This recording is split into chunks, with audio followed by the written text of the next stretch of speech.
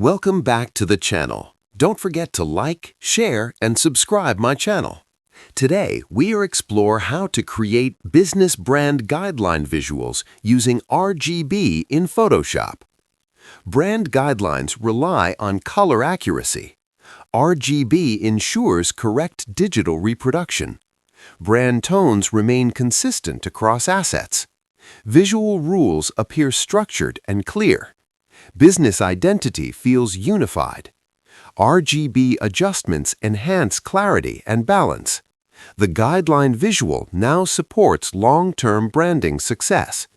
The final output looks professional and authoritative.